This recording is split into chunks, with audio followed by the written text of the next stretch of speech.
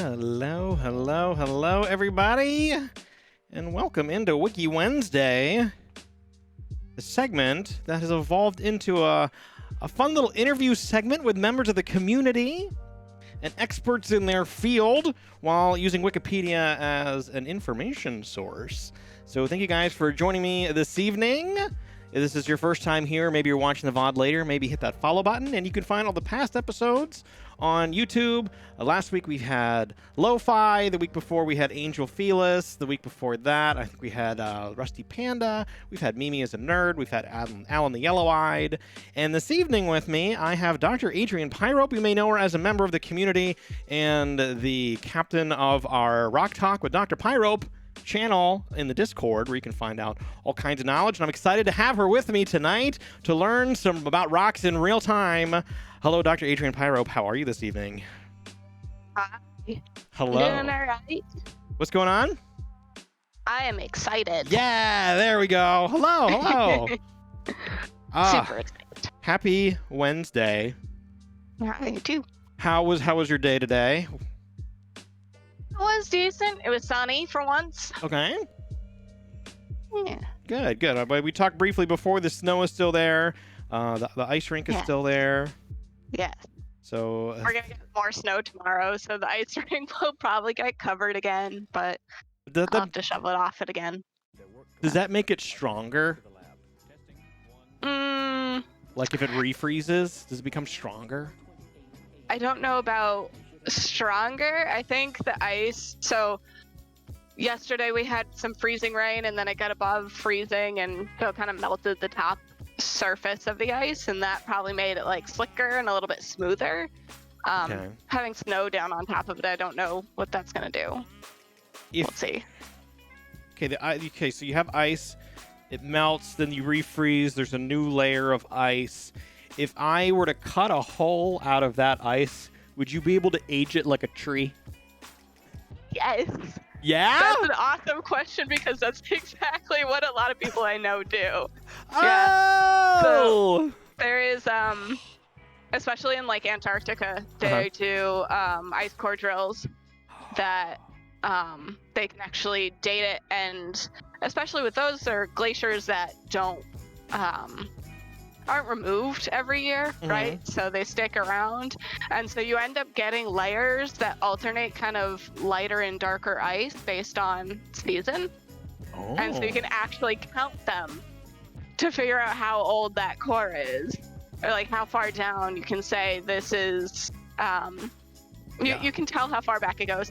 And the cool thing about it too is that it includes air bubbles from ancient climates, basically, or ancient atmospheres, and so you can actually tell how much, say, carbon was in the atmosphere by measuring the amount of carbon in these air bubbles in the ice. And so this is actually how climatologists can do some of their modeling and know how much carbon we have in the atmosphere right now is like ridiculously high and way exceeding normal, is because we know what normal was, because you can tell from these ice cores.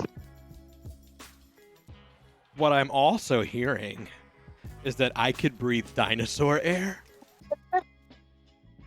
Could I breathe the same air that dinosaurs breathe?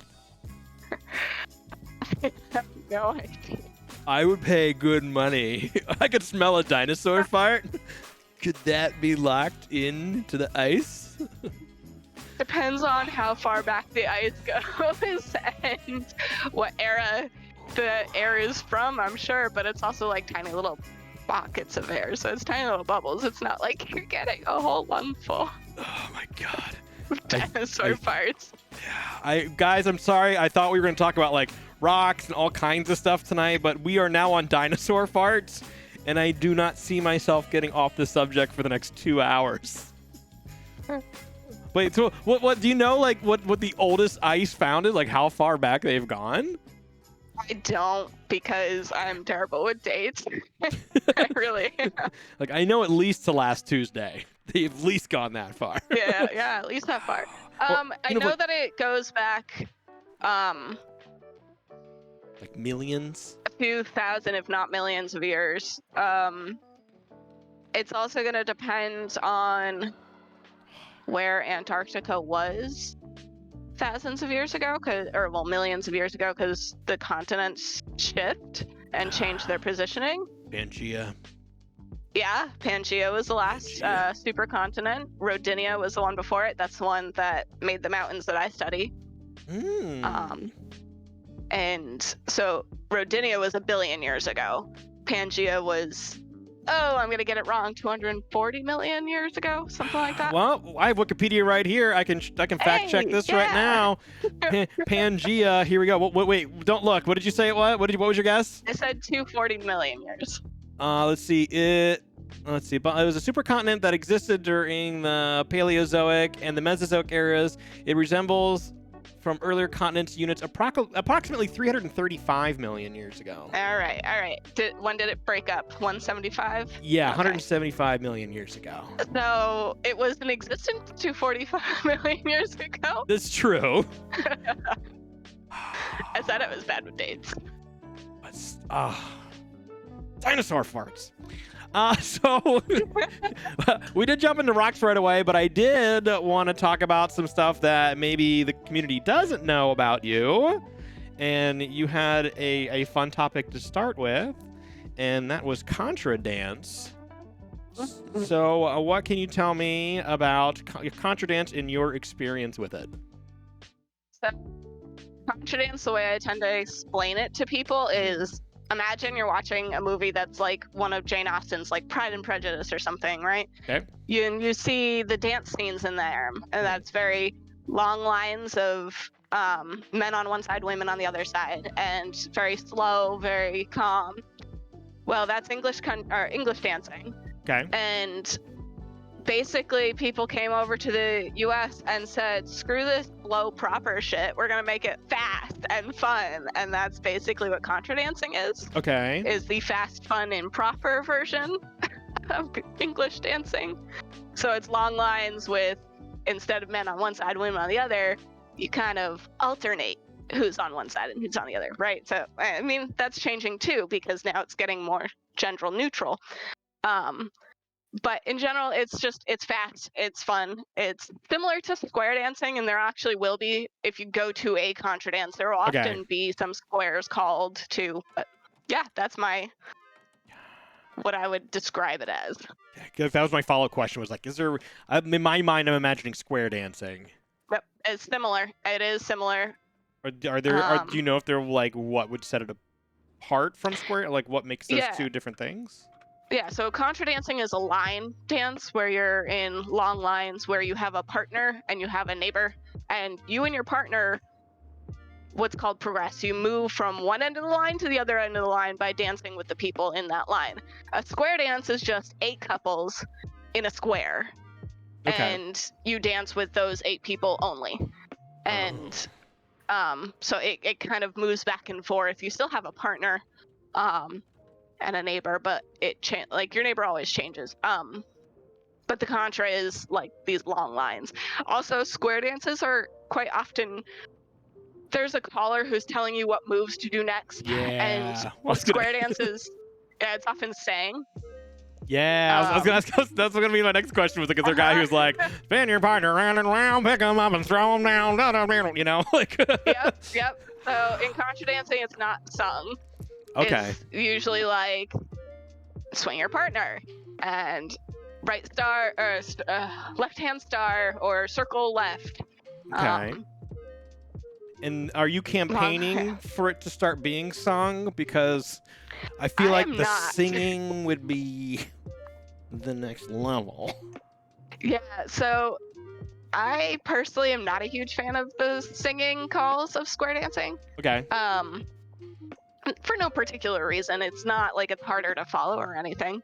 It's just not really my style. There are some Contra dances that actually incorporate a song with lyrics into them, and so the caller will actually, and so the dancers too, who know the song, will actually sing the lyrical parts of the song, which that's fun. But is it normally live music, or are you like doing this too? Yeah. Absolutely. Yeah, there's usually a band. And it's the kind of music is very folk, traditional, so like a fiddle, maybe guitar, piano, Okay. accordion, Yes. all sorts of things, right? I love a good accordion. Yeah. Doesn't get much love. We did click around on this a little bit, and there is some video footage here, and I'm gonna play it, but I'm gonna have the sound all the way down because I don't know where the music is coming from, and I'm not trying to get any sort of ding or flag for DMCA and it not being public domain use. But this should give you guys an idea of what it looks like. Oh, look, the guy with the fiddle, like up on the stage. So in this video, it says Flurry Festival, David Kaner stage. I actually know David Kaner. He's one of the main callers. And I think his brother called a Contra Dance at my mom's wedding. Whoa. So it's a really tight-knit community that, like, I learned how to dance here in Massachusetts when I was like 13. And when I moved to Colorado, I seriously picked up my dancing game and danced like every Friday, every Saturday. And all the people there were like, oh my God, you learned at specific town in Massachusetts? That's like the best place. That is the place to go. And it's interesting to know the community there and how they know the people in Massachusetts. You were at the Contra Mecca. Yeah, exactly. It's definitely like that. And actually, there was somebody who I met in Colorado who was from Vermont. And then when I moved back to Massachusetts, she had moved back to Vermont and I saw her here. I was like, wait a minute, don't I know you from Colorado? So, yeah. Wow. It's really a good community that's really tight-knit input times. Oh, here's another one. And these dances in these videos are definitely large groups. There are... Yeah, that's like 100 people.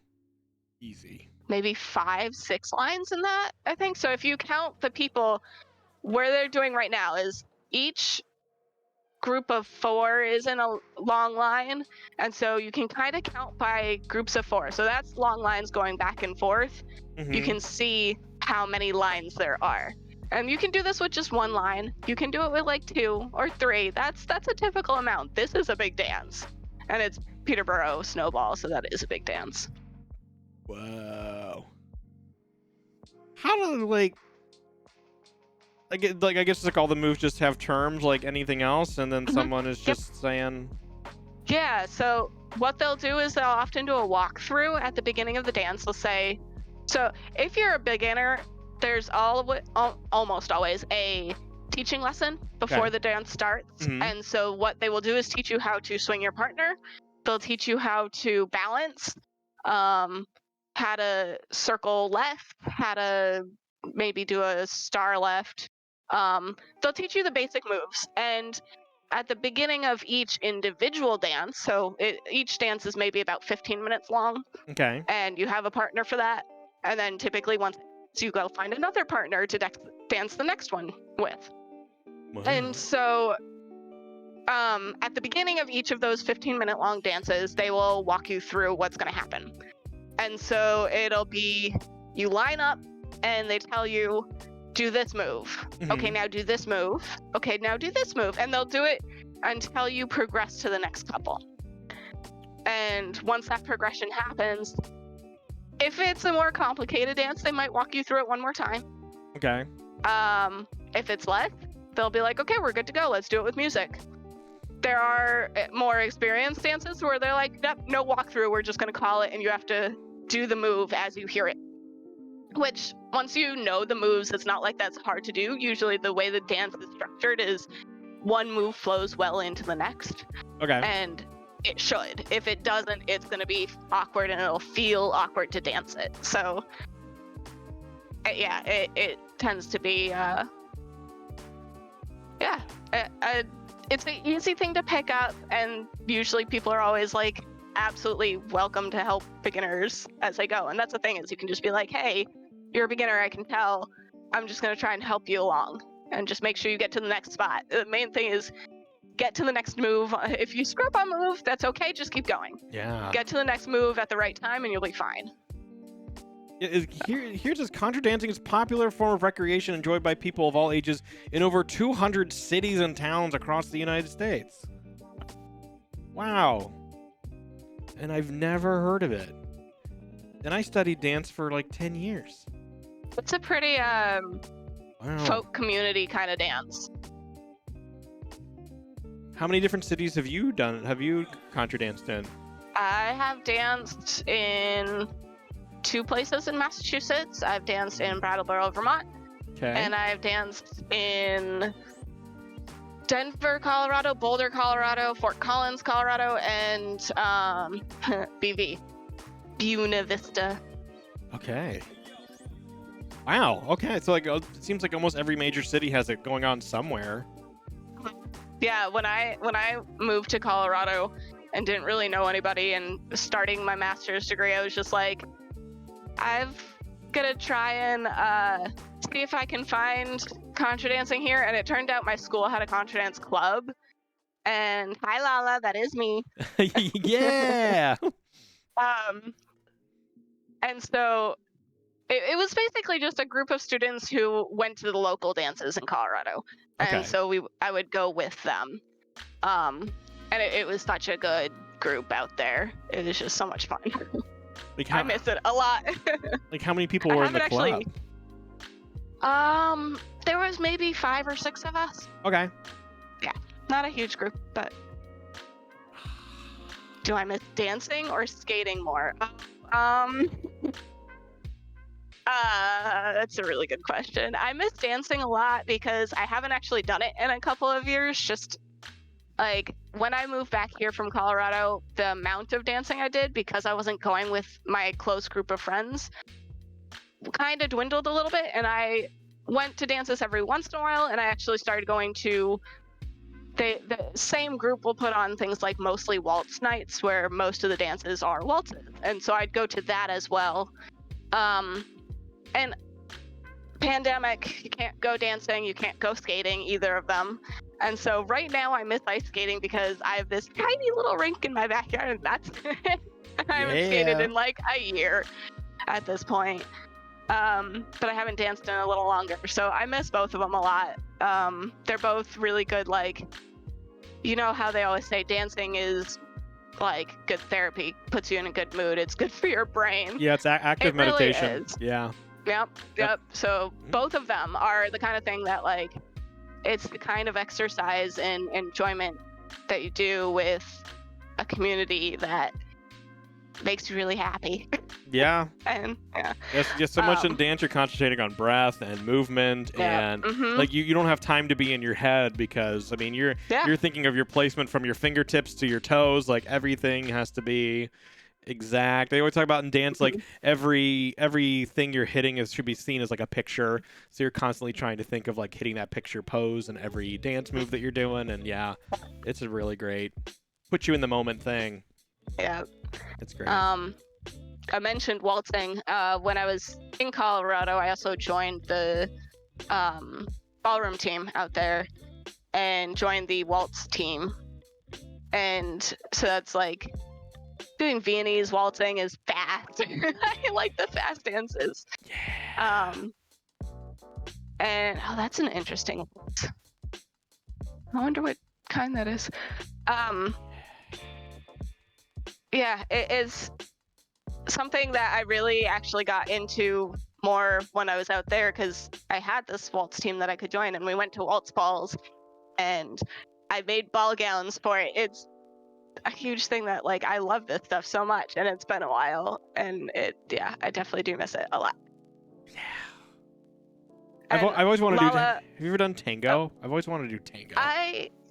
So I've done not much tango. I learned a little bit of it. I could have. So our ballroom club did have a tango. So it had tango, Lindy Hop Swing, which is one of the ones I did join, blues, and waltzing. So I did Lindy and waltzing. Okay. And did like 1 or 2 classes of blues, and I didn't do any of the tango. It is gorgeous. Vorpal's dad actually teaches tango. Whoa. So like I could learn from him if I wanted to. Well, Yeah. once the pandemic's over. It hasn't been as much of like the high priority dance. It is gorgeous though. It really is. Tango dancing with salsa, like I wanna. That's what I want to dive into when things open back up. I found there's a studio across the park from where I live that has a tango and salsa night and stuff, and I'm like, I want to go check that out. Yeah, definitely.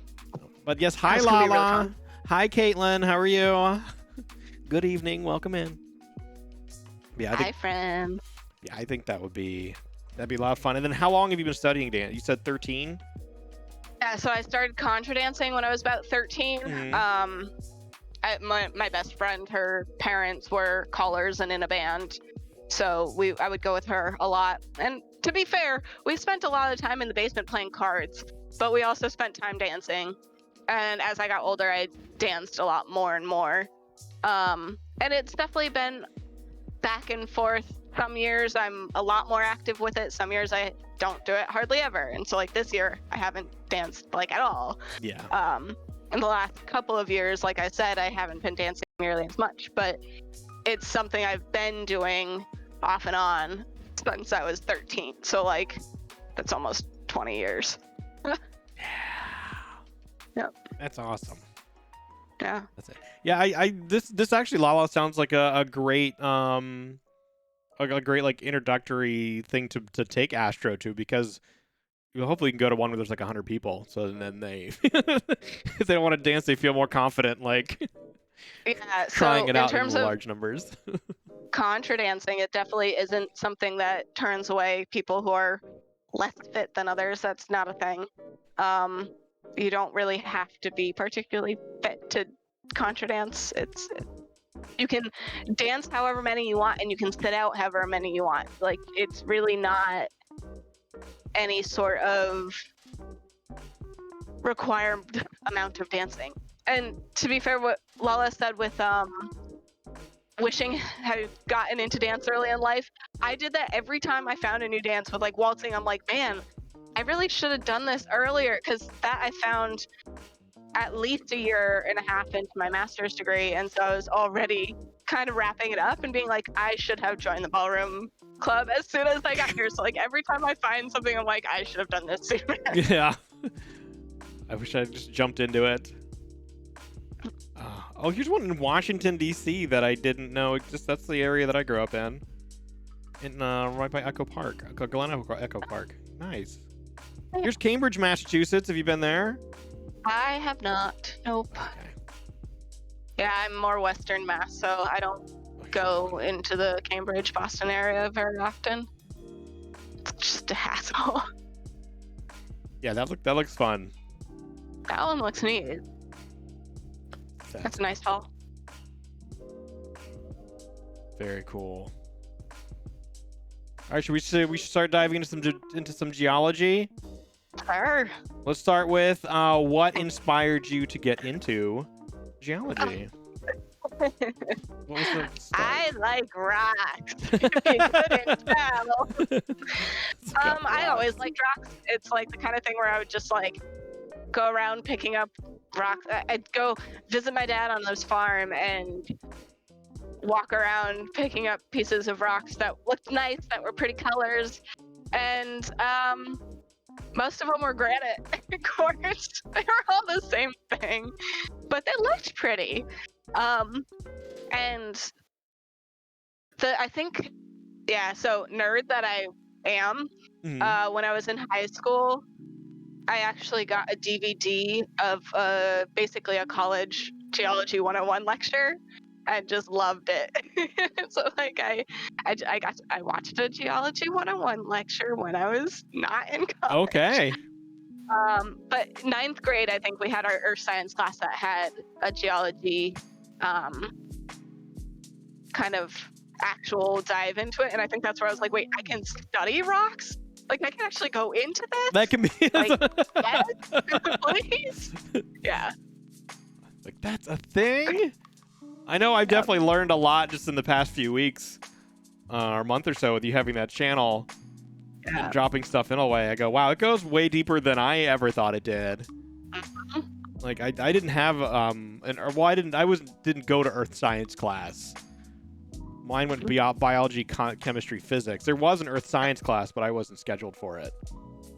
Yep. But Yeah, a lot of people don't have earth science classes, and this is actually the issue right now with geosciences, is that a lot of people don't know it exists, and so trying to get them into it early on. We have a lot of majors. When I was in undergrad, we had a lot of majors who were super seniors because they started their sophomore or junior year because they didn't know it existed before then. I was one of the few that started off a geology major. Yeah, it's so freaking cool, and I love it so much. yeah, when you were showing me stuff where you're like slicing open rocks, and like Yeah. I'm like, that would be a lot of fun. Yes, it is. My current job, I do a lot of sample preparation. So one of the things I do is make thin sections that you can look at the rock under a microscope. And that's kind of critical for a lot of rocks. You can't tell exactly what's in them by just looking at the rock. You have to cut it open and look at it under a scope because each mineral has a specific way it looks under a microscope and has specific properties to it. And you can tell that by looking at it there. Or if you can't, then you put it on an even more powerful machine like a scanning electron microscope, an SEM, and you get an actual chemical spectrum off of it to say what elements are in this rock, and you can say what mineral it is based on the amount of each element. Because each mineral has a set chemical formula to it. Like, I've been posting, like, the difference between augite and agerine is how much sodium's in it, right? Okay, yeah. That's a big thing about what makes up a mineral, is the elements that make it up and how they fit together, and how different elements can fit into the same spot in the chemical formula. And so the difference between the garnets is there more magnesium in it or more iron in it, kind of thing. And so it really is like a certain elements can fit in a certain spot because they're the right size. That really is what it boils down to, is Grand Canyon. Are there certain types of rocks that can get easily confused with other ones? There's like a common Absolutely. where you're like, Yeah. oh, we thought it was that, but it's definitely that. Or it's, Yes. it's just hard to tell. Even under a microscope where you're looking at it and you're like, or to become clear underneath the microscope, or there's still things where you're like, I need a second opinion on this. Like, so there's a lot of subtle differences between rocks too. So like if you a simple way of describing it is the granite countertops, right? Is most of those are not granite. Yeah. And even if they are igneous rocks to start with, because a lot of them are not igneous rocks, they might be metamorphic or even sedimentary rocks, right?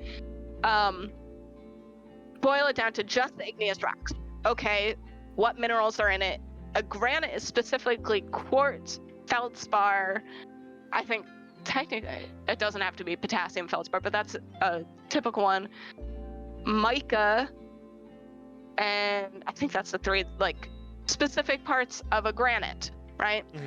And you can substitute out, say maybe you don't have mica, maybe you have pyroxene instead, and that subtle change makes a different rock type. It's a different rock. It's not a granite anymore. And that's the kind of thing, actually at that point it's what, a tritonite. So that's a perfect example of a granite right there. Is that's Cadillac Mountain granite, that very pink picture at the top of that page. Oh, this one here? Is at the very top, the pink one. Oh yeah. That is Cadillac Mountain granite from Cadillac Mountain in Maine. And the pink is the potassium feldspar. The kind of grayish color in there is quartz. The white might be another feldspar. And then black is probably a mica or a hornblende.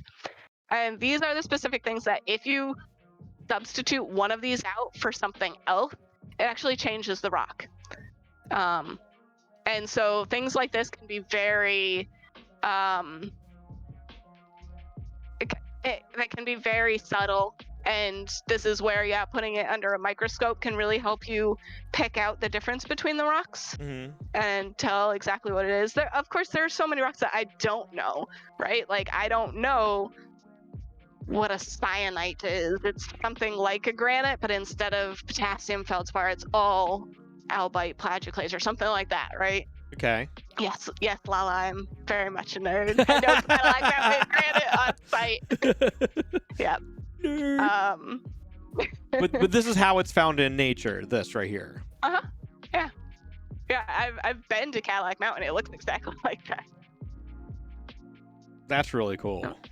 I don't know how I thought like granite countertop stuff was made, or like what it was made out of before, or how they like formed it. I guess just never put a lot of thought into it. But the fact that like that would just be how it would exist. Yeah. So they'll found it.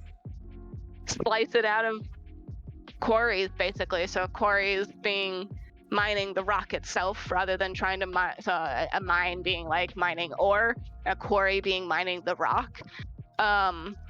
And so they'll just take a huge slab out of a quarry and then slice it up and polish it down. And their saws are so cool. They've got these like huge, like 2-foot circular saw blades that like they latch onto the rock, and then they have water pouring in it, and it's really neat. I don't use saws that big, so it's cool. With this granite and all these, because each color is a different rock type. Is that what I'm getting at? Each color is a different mineral.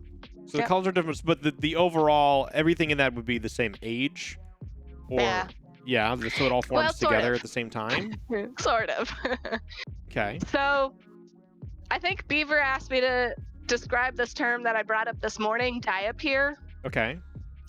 Basically, that's when you have a body of magma rising through. This is relevant. Rising up through the Earth's crust, basically. Yeah, like a lava lamp. So those rising diapirs are molten bodies moving up because they're hot and buoyant. They're going to move up through the colder stuff. And if they never reach the surface, they become things like granites. So if they reach the surface and explode out of a volcano, that's going to be like basalt and andesite and rhyolite, those kind of things. Rhyolite is the same composition as a granite, but it reached the surface. A granite never reached the surface. It solidified, it cooled as a diapir, basically. So as it came up through the crust, it cooled before it reached the surface. And that's why you get these bigger crystals in it. You can see these big, like the big pink, the white, the black. And it's because it had time to cool down. So more time equals bigger crystals. That's always that's a kind of good rule in geology, is more time, bigger crystals. And so with those crystals, because you can see all of them, you had more time. And what that means is that some of them actually crystallize out first. Some of them will, certain minerals cool down and harden and solidify before others do. They each have a different melting point. They each have a different cooling off temperature. And so some of them might be like technically slightly older than others. And what you can see is in one crystal, you might actually have something else included inside of it. So you had one little crystal and then the bigger crystal solidified around it. So you have kind of a slightly different crystallization time for these different things, and but overall the whole rock is pretty much the same age. And then when you were talking about it before, you said it had time to cool before it reached the surface. Is that the term you used? Because I'm wondering, like, how deep down would one have to go to like find granite? Is it like at a specific level of, or does it rise to the top? Like, how does one go about finding granite, or like sourcing granite? Like, what would be the process? So you mean specifically like solid rock granite? We can see it on the surface. It has solidified underground, but then the top of the ground's eroded away. And so like Cadillac Mountain, for example, is a mountain of all granite. And it's basically like you had this volcanic magma chamber that had lots of rock on top of it, and so it solidified before it ever reached the surface as what would have been a supervolcano, according to my petrology professor. And so that, yeah, Cadillac Mountain. So the whole mountain is this granite at the Earth's surface now. When it cooled, it was not at the Earth's surface. It was deep underground, too deep for us to drill down to, pretty much. And the top of it all eroded away. So like when you have big mountains, the tops of them start eroding away because they're too high, for in the simplest way of explaining it. And you actually get down to that magma chamber that was down deep underground, and now it's up higher. Now it's at the surface. And so yeah, granite is totally something you can see at the Earth's surface now. You would never see it molten at the Earth's surface, but you will see it as a solid rock. Oh, so like how old is typically the granite on this mountain, like surface level? Like how old would that be? It's really going to depend on the locality. So the one area I can tell you about is the Adirondack Mountains. Okay. Because that's what I looked at. The granites there are that's the Lion Mountain granite, not Cadillac Mountain granite. And their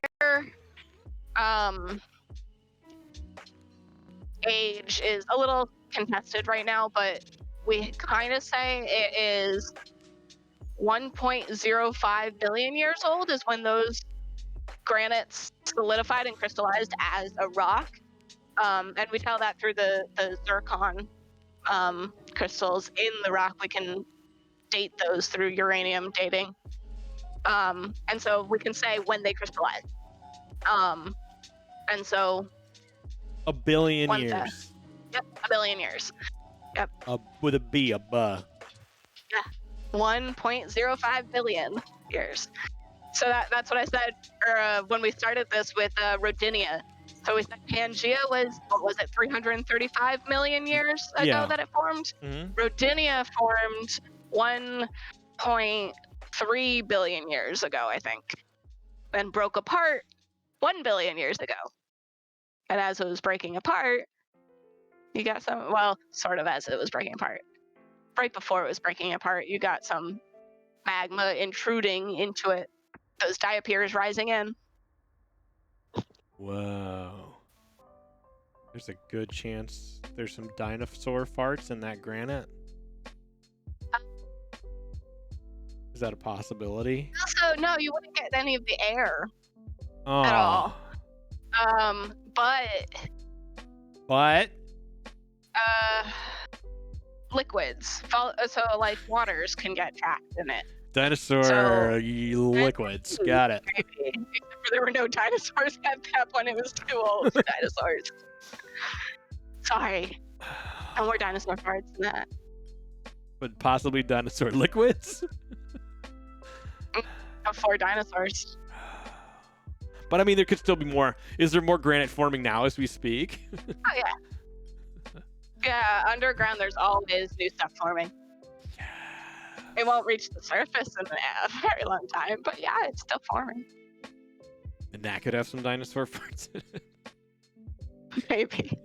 People farts. Yeah! George Washington's? The dance scream. Oh, hi, dance. Good evening.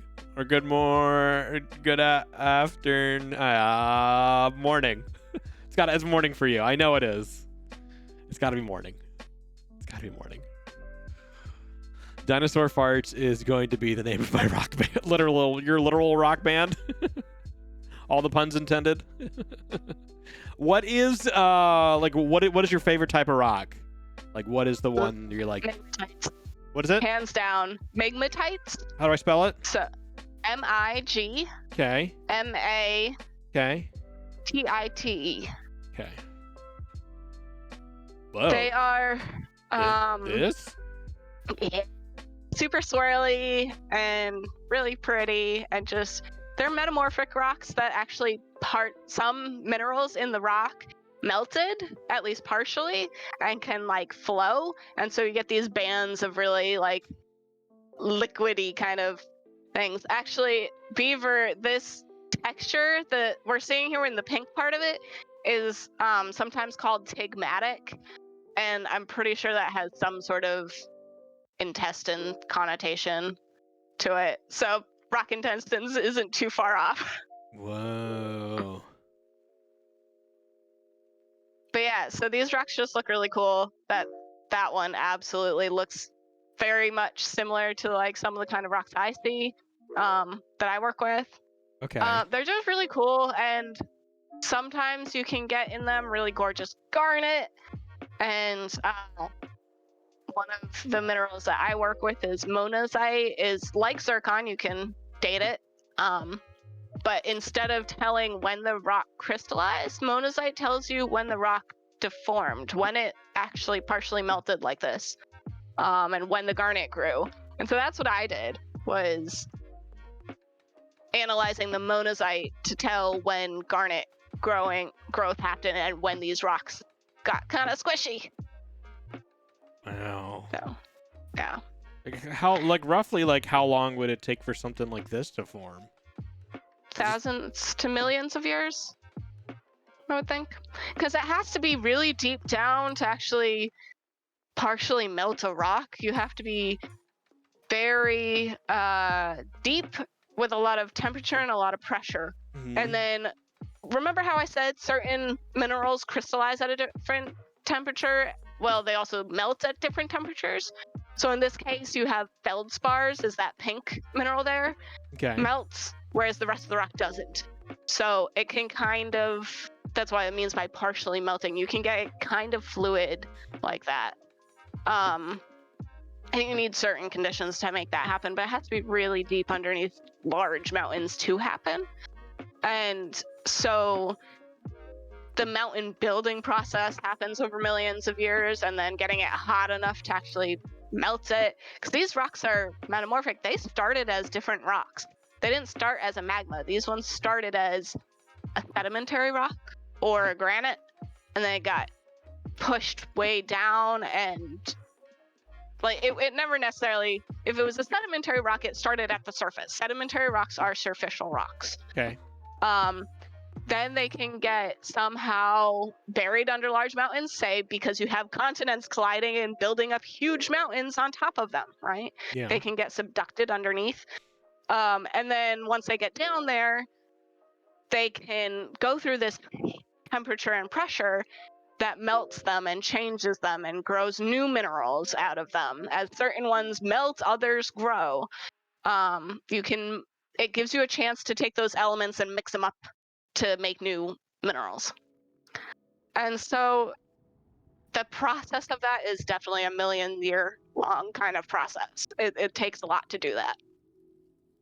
And then are there like specific areas in the U.S. or the world where you would go to find this type of rock? Or does it just kind of pop up here and there?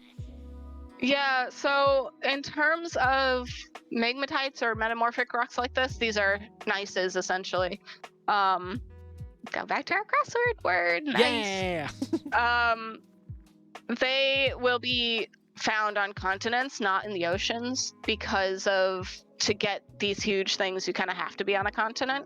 Okay. Oceanic crust tends to be recycled pretty quickly, and it's either young or recycled. Oceanic crust is dense and thin, so it sinks and doesn't kind of go through this metamorphosis as much. I mean, you do still get metamorphic rocks from oceanic crust, but not megmatites like this. These are very continental rocks. Okay. And you can find them all over the US, honestly. Maybe a little less so in the Southwest, where it's a little bit younger of rocks.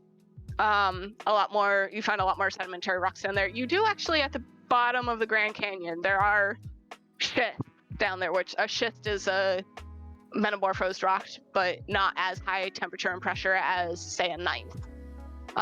So they're a little bit. So when I say that, the amount of temperature and the amount of pressure that you put on a rock can deform it even more. So there's different grades of how much deformation or metamorphism they go through. Schist is actually pretty little amount. It's cooler temperatures and less pressure, and it gets really shiny. Micas, it's kind of its defining factors. It's shiny and layered, and it boils down to the temperature that different minerals grow at. So a gneiss, or the migmatites here, can get garnet growing. They can get feldspars growing, or they tend to not be quite as much mica, because the mica breaks down and produces feldspar. All sorts of complicated stuff. But that takes higher temperature and pressure. A schist is basically going from a shale, and then you put it under a little bit of temperature and pressure. Comparatively, it's still a lot. And you get a lot of micas, and you might get a garnet, but garnet does take a lot more temperature and pressure to grow. So you might see a garnet in a schist. You can definitely, but it's not quite the same garnet as you'd see in these gneisses. That was a little bit more of a complicated one to explain. Wow, it's fascinating. Like, yeah, it's a lot. Yeah, there's definitely a lot that goes into it. Yep. And metamorphic petrology, so the study of rocks that form from metamorphosis, is one of the much more complicated fields of study in geology. If you want to get simpler, go into sedimentary rocks, which I kind of did for my master's degree. Are there still, are there still like unidentified rock formations or anything, or can they pretty much all be broken down into?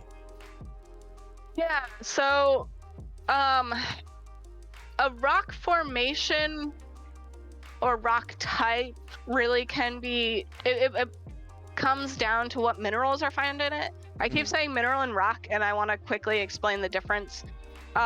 A rock is basically a conglomerate or amalgamation of multiple minerals.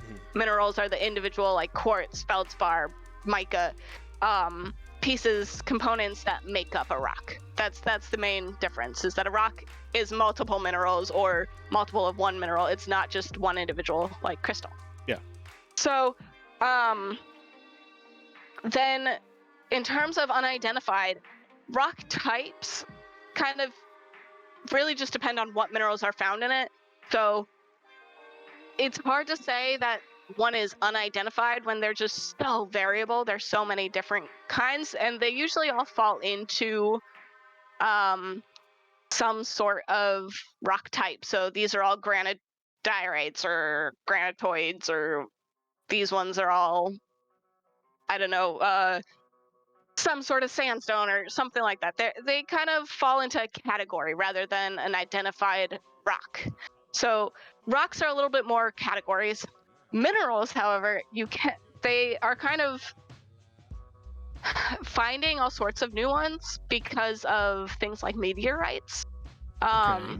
A lot of minerals we don't see. There actually have been a lot of minerals that have been hypothesized, saying we must see a mineral like this way deep down because of the conditions and the elements that would be down there.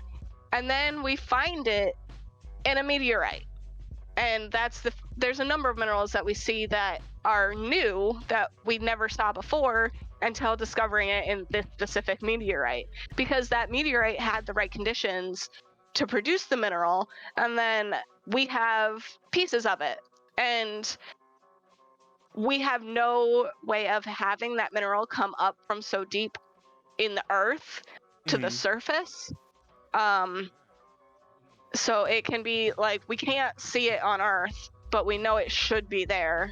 But we can see it from other celestial bodies, and pieces of those have come to us on Earth, so we can see it there.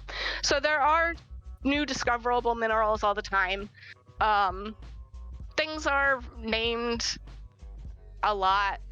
Like, they're new ones are found and named quite often, and it has to meet certain conditions to actually be called a mineral. Okay. There's actually 6 characteristics that define a mineral. And so certain things don't fall into that category. And one of them is it has to be naturally occurring. We have synthesized plenty of stuff. We can synthesize diamonds pretty easily. We can synthesize all sorts of stuff. Cubic zirconium is one of them. Bismuth. There's a number of ones that don't qualify as minerals because we don't see them in nature ever. And then there's also another definition of a mineral. It has to have a, that's a specific crystalline structure, right? So it has to have a specific way that the elements fit together. And certain things don't have that. Like opal doesn't have, it's what we call amorphous. There's no real shape to how the elements fit together. It's amorphous, I think hydrated silica.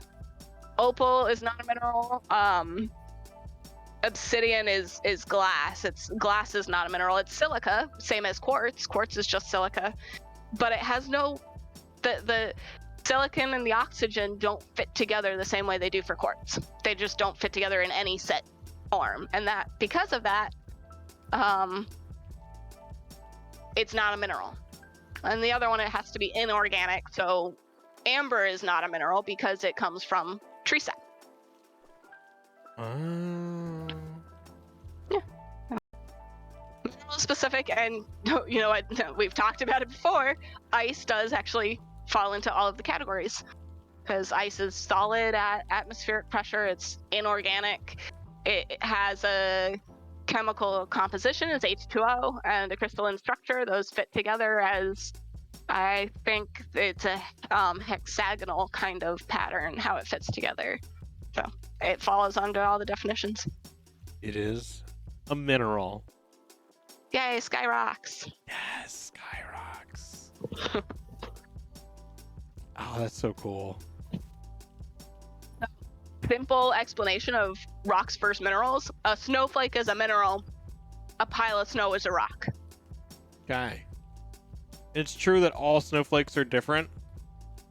I think so. Yeah. Wow. I like that. That's cool. That's really neat. I can totally keep going on and segueing into like new things. So this is this.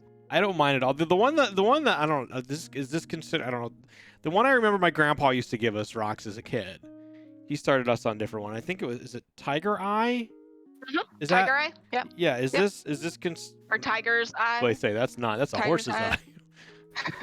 Hello. Tiger's Eye is technically I think it is like jasper or agate. It's a type of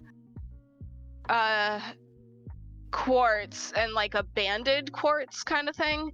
There's a couple different varieties of it, so some of it is more fibrous, which isn't, I think, quartz, but it gets that kind of look to it.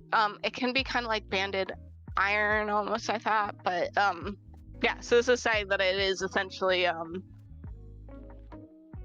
couple different versions of Tiger's Eye. If it's more kind of fibrous on the left, it might be more something a little different. I'm not describing it very well, but it's essentially similar to agate, where you've got really, really, really, really tiny quartz crystals, and the way they fit together kind of makes it smooth kind of looking and banded and stuff. So I think this is my pyrite is way easier to answer. That's just iron and sulfur. It's FeS is its chemical formula, and it's cubes of iron and sulfur. It's really cool though. Yeah, that's a cool looking one. Yeah, that's what fool's gold is. Mm-hmm. Yep, fool's gold is pyrite, or I mean, chalcopyrite can look kind of similar too, color-wise. Now, would these be called fool's gold because would they be found at the same level of? No, it's literally just because people thought it was gold, and it's not. Okay. It's iron and sulfur. Oh no, I got the formula wrong. It's FeS2. Uh-oh. Uh-oh. Galena is PBS. Yeah, so gold, it literally was people thought it was gold, and it's not. They can be similar in color, but gold doesn't have like a...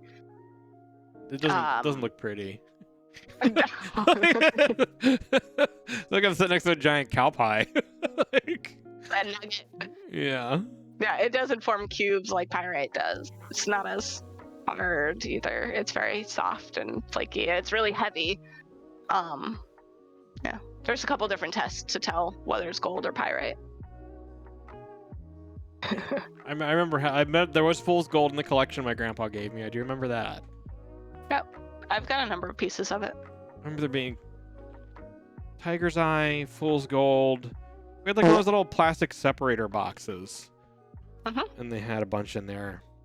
Yep. The tiger's eye is always one that I always shoot the tiger's eye. I never open up like that's the one I wanted to hold. Tiger's eye is gorgeous. It's really cool. It's so pretty. And how far down into the earth would you have to go to find tiger's eye?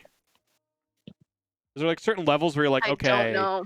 like from this level to this level, that's where we'll find this type of rock, or this kind of rock will be in here, or? I don't know. I think it's a little. I mean, so that's saying it's a metamorphic rock, which would be a little bit deeper, but different kinds of it, I would assume, are kind of come about from slightly different things. So I don't really know how deep it comes from. I don't know exactly the metamorphic process for it. That picture with the red bands there looks a little bit more like banded iron formations kind of thing, which is This one's just tiger ocean iron. floor. Oh. Yeah, so that's like you get iron. The red is the oxidation of the iron. And so you'd have like a banded iron formation tends to form from like really heavily organic materials being black and then iron rich materials being red, and you get these layers of it and forming on the ocean floor, and then it gets buried enough to become a rock. And so you get these kind of alternating black and red stripes. And so that's similar to what that looks like. And so that's definitely iron, which is why it's that bright red. I don't know enough about tiger's eye to say where you'd find it specifically. Your serpentine's tiger's eye?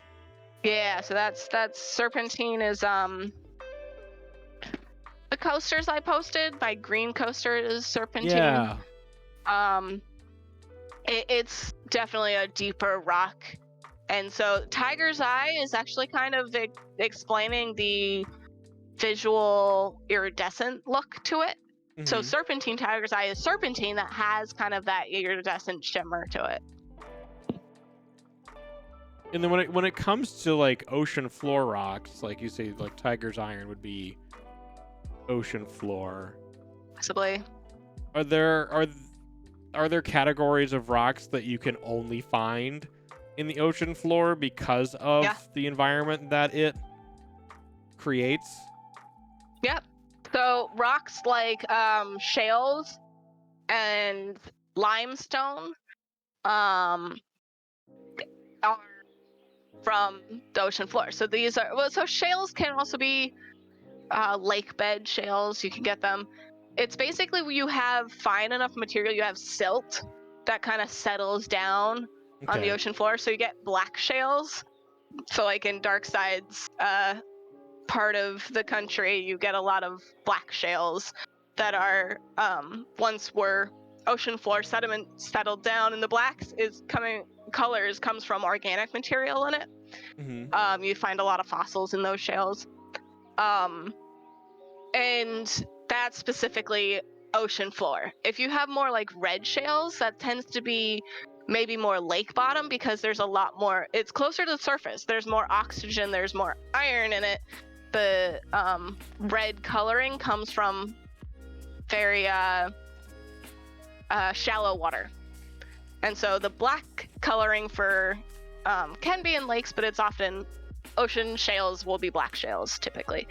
And then you have limestone, which actually comes from a lot of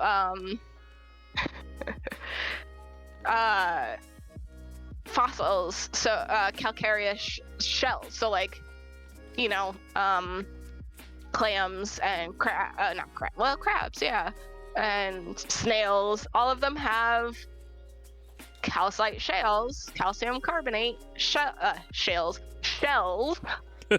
And when that stuff kind of when that stuff settles on the ocean floor, it actually will be enough of it to, and you also have carbon and calcium coming out of the ocean and kind of settling on the floor, and it makes these limestones. So that's typically an ocean kind of rock, ocean floor rock. And the fun stuff is chalk is exactly limestone. Chalk is all shells, basically. Chalk? Chalk. Like chalkboard chalk. Yep. It's made out of shells? Is that what you said?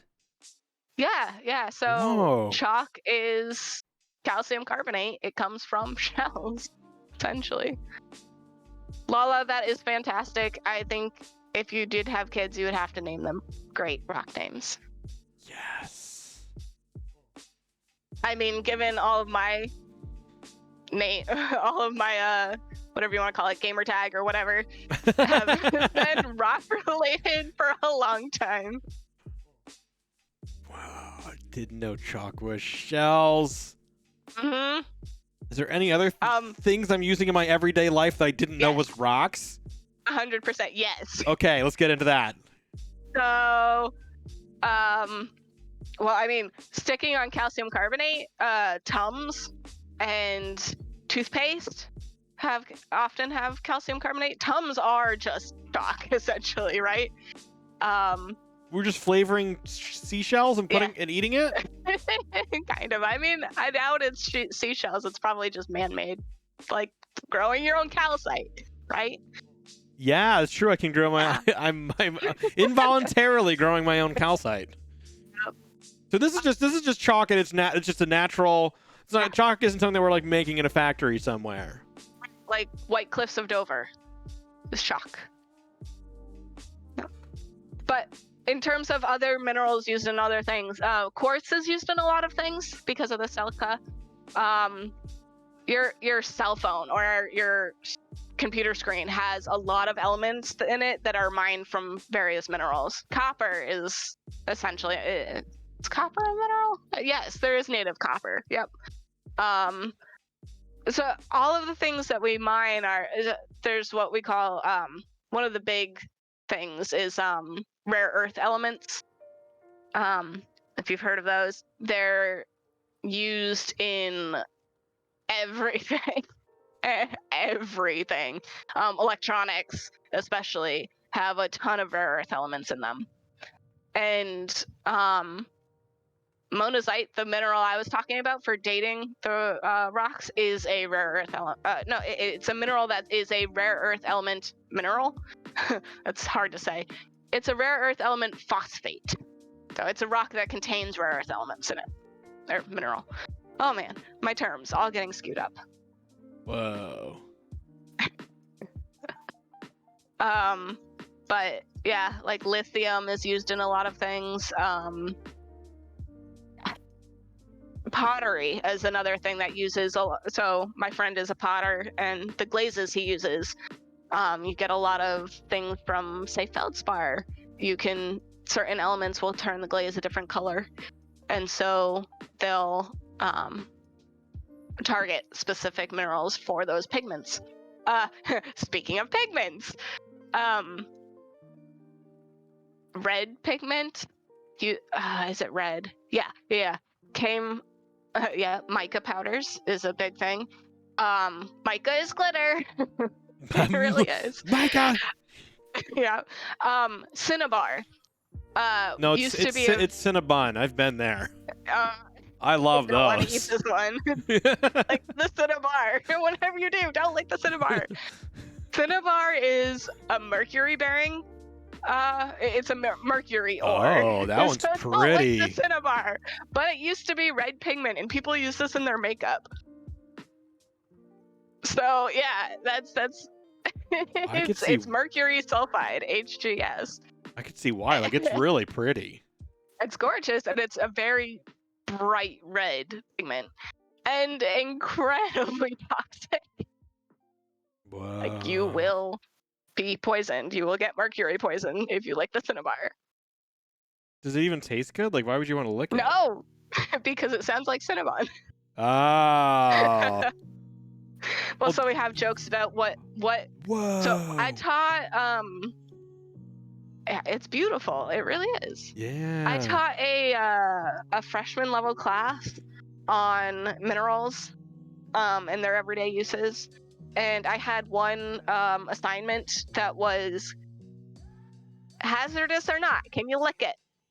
And so the questions, like, I listed a bunch of minerals, and I gave them a scale of, yes, this is safe to eat, which is, salt, halite. We eat that all the time. Yes. That is NaCl. And then I had, like, quartz, which is, sure, you can lick it, it's fine. And then I had stuff like asbestos and cinnabar, and it's like, do not even touch this stuff. So can you handle it? Are you supposed to wear gloves when you handle it? Like, is it that bad?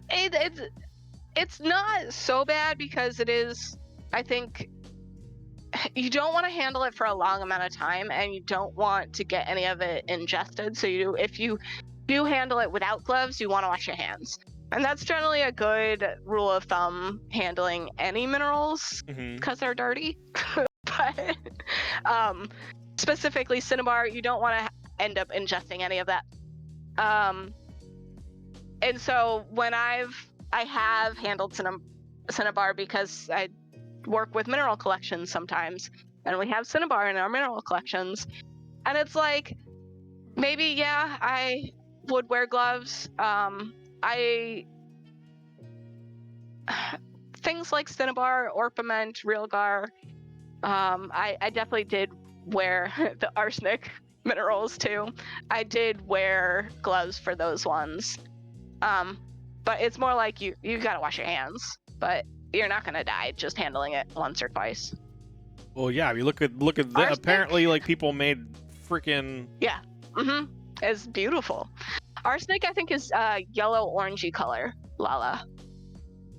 Like, I think the orpiment is like a powdery orange mineral. Here's arsenic. Arsenic itself is a metal, yeah. According to Googlers. Yeah, but like arsenic minerals, I think, is orpiment. Yeah, so that picture there is realgar, and that's the kind of arsenic color.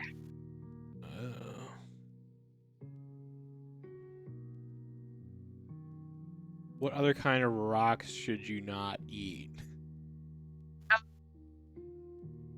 I mean, anything with boron in it, you don't want to eat. With what in it? Technically, you should ingest. You try. And I should stop eating rocks. You can eat all the salt you want. Okay. Salt, so halite and sylvite are both edible and fine. Quartz, if it's finely powdered, can cause massive lung problems. So you never want to inhale any of these. Basically, it will absolutely tear up your lungs, and that's the hazard of asbestos. Is it's fibrous and easy to inhale, and if you inhale it, it tears up your lungs all to shreds, basically, and it gives you cancer. So asbestos is actually a couple different minerals. It's just asbestiform means like the fibrous kind of thing. These minerals are totally safe if they're not asbestiform. So there is serpentine has an asbestiform thing. Chlorine is fine if it's mixed with sodium. And then is asbestos a naturally forming thing? Yes, it is. Yeah. So, do you know what specifically causes asbestos to, like, people find like asbestos in their house, right? Yeah, so that's actually, asbestos was used as an insulator. I don't know so much about this, but asbestos is a incredibly good fireproof insulator, and so for a long time it was used. The fibers were used in insulation, and so you find it in a lot of old buildings. It's used in insulation and tiling and a couple other things. So your floor tiles or your doors might have, like fire doors from the 50s, have asbestos in them. But it is a naturally forming. That one's, the picture there is tremolite, is a type of amphibole, and so like tremolite itself is not hazardous if it is not fibrous. If it's fibrous, you can inhale it too easily. There's a couple of amphibole forms of asbestos. There's a serpentine form of asbestos, which I think is a really dangerous one. Yeah, like the asbestos fabric just has fibers in it that make it fireproof, basically. Whoa. It was just really commonly used. Here's asbestos cement. And then they figured out it was causing cancer, and yeah, no, it's not bad. Which is good. Uh-oh. Older decorative ceilings. I have an old popcorn ceiling. Oh, I might be dying. Get up at your popcorn ceiling like, ah. I might be dead. Wow. I mean, popcorn ceilings are pretty common that don't all have asbestos in them. Have you ever grown a rock? Yes. What's the process for starting the growth of a rock? So, oversaturated fluid, basically. You can get these little, like, grow your own mineral kits where it just has a powder that you put in water and you put in a rock that lets the crystals grow on it. It's like a nuclei or a catalyst. It's a place for the crystals to grow on. Okay. And so you dissolve the powder in the water and you set the rock in and you just leave it to go and it grows. There are different chemical compounds that you can do this with. Sugar is one. You can grow sugar crystals like this. Rock candy, yeah. I think we talked about that. Yep.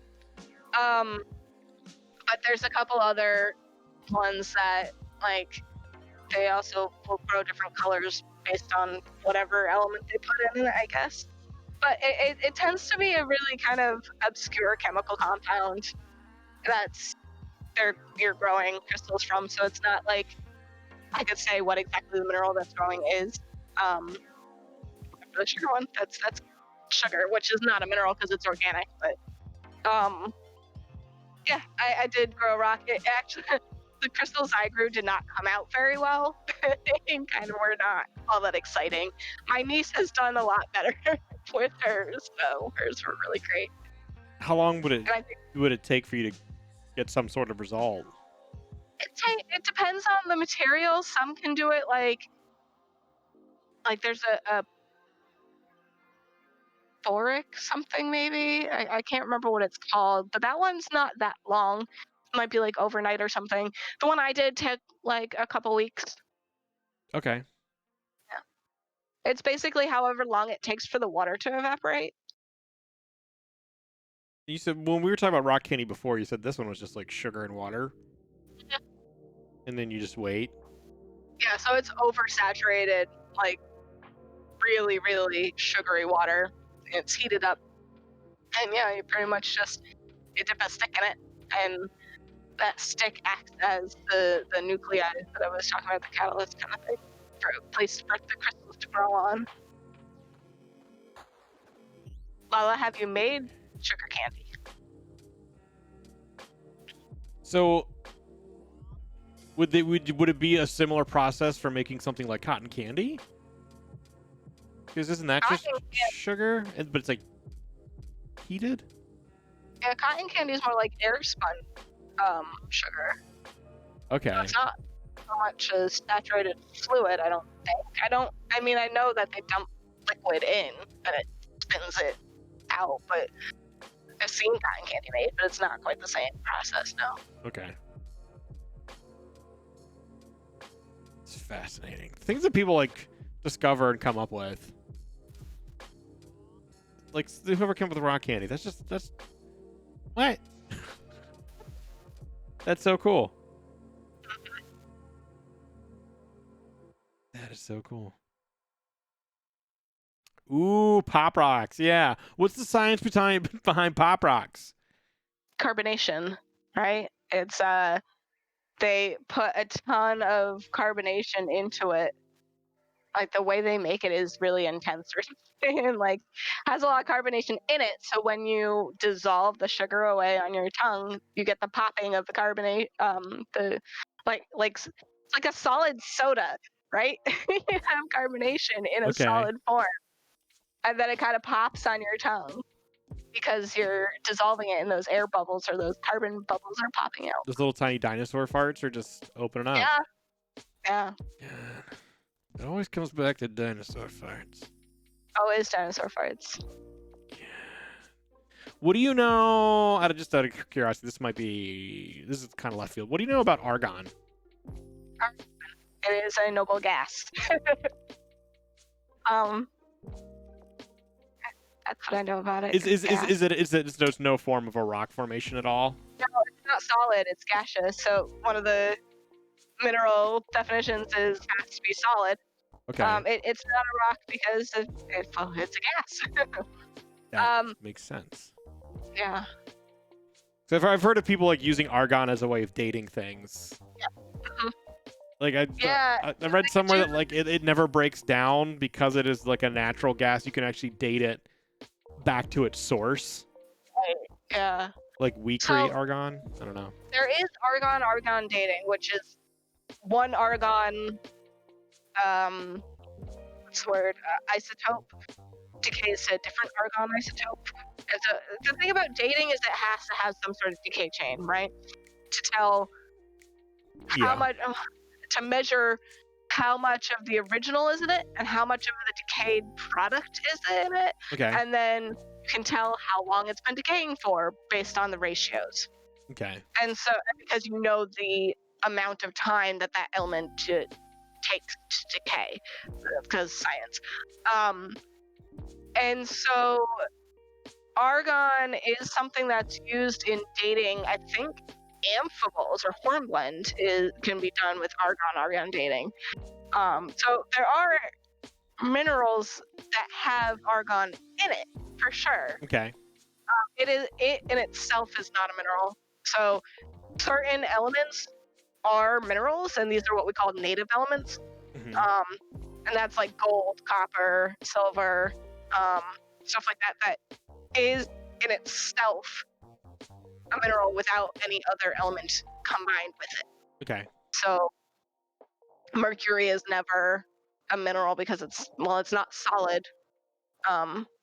Mercury is liquid at normal atmospheric pressures and temperatures, so it's not a solid either. But combined with sulfur, you get cinnabar. Good old Cinnabons. Man, they taste good. But now, like, so with rocks, you're dealing with natural elements, right? And you can tell the age of different rock sediments. Is there a lot of similarity between aging a rock and, say, like, aging a tree? Are you able to use the same principles and the same science? Yeah, so Lala actually brought this up a little earlier, the difference between radiometric dating and carbon dating. Dating a tree, I mean, besides dendritic or dendrochronology, which is pre-ring dating, Mm-hmm. Dating anything with carbon in it, so you can do that with dinosaur bones because so anything that was organic at one point in time can be carbon dated. Most of the minerals that we deal with are older than carbon dating goes back to. Carbon dating only has so far back it goes. There's only so far back that has organic carbon. Mm-hmm. Whereas other things like uranium decaying to thorium, which is what I work with, go back to the beginning of the Earth. That's how we know the age of the Earth is through zircon dating, radiometric dating of zircons. So it's the same principle, but different elements. Is there any sort of elitism in the dating scientific world where you're just like, oh, you deal with dinosaurs? Is that as far back as you go? Well, let me tell you, my science goes back way further than that. So I love it because there is one girl who is a grad student in our department who keeps going a deep time, and she's talking about fossils. And I'm like, girl, we go back 100, like a billion years. What are you talking about? You can go back like thousands, billions. Oh. Yeah, so there is a little bit of that where I'm like, deep time? Are you serious? Really? Really? You're going that deep time? But overall, no. I mean, there shouldn't be. Paleontology is absolutely a viable, like, important thing, and like study of geology and telling how old. Honestly, a lot of that connects back to climate studies and climate change studies. Okay. Climatology. It's really important knowing what our climate was in the past, and we do that through plants and animals that lived certain places, so we know what the climate was like for these plants to grow, right? So they can measure the lipids, like, so lipids, right? We talked about that at a crossword too. It's like the waxy exterior on a leaf. Yeah. That can get preserved in sediment. So they can dig up sediment cores, which, just like the ice rings, they can tell how the sediment is, and then they can say, these plants existed at this place at this time, and they live only in this climate, so we can tell what the climate was like that long ago. And so you really can get a lot of good climate modeling done from that. So a lot of that ties into that. That's all really important work, unlike my work, which is just for fun. Gordo, you asked what planet does it rain diamonds? Jupiter. Rains diamonds? Yeah, so Jupiter is an entirely gaseous planet, and it's super high pressure. And so it has crystals in the atmosphere, I guess. And I guess if it's carbon, then it would essentially be diamonds. I think there was a little, like, in technicality, it might not actually be diamonds, but... Wow.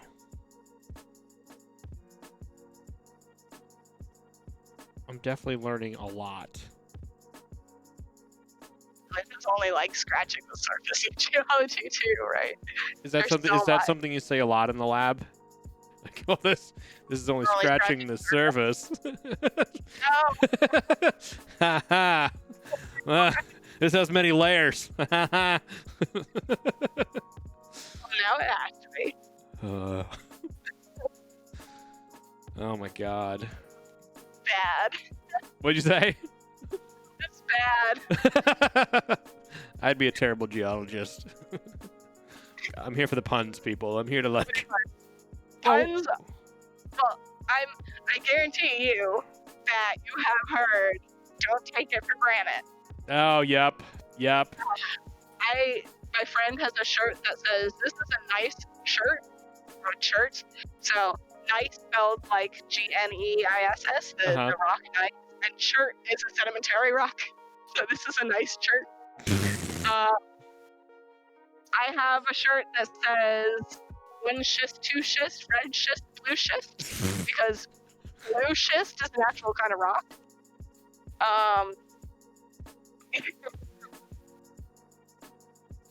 Shirt that says my college's geoscience department getting schist done for 3.4 billion years, because that's the age of the Earth, or 4.6 billion years. That's what I would want. We get schist done. Getting schist done. Yes, we have our faults. Yep. So I have to go into the dirty part of it. I have to. So, a mineral that was found in a town in Massachusetts, and sometimes minerals are named for the towns they're found in. Okay. And so, this one, this town is Cummington, Massachusetts. The mineral is coming tonight. Coming tonight? Yeah.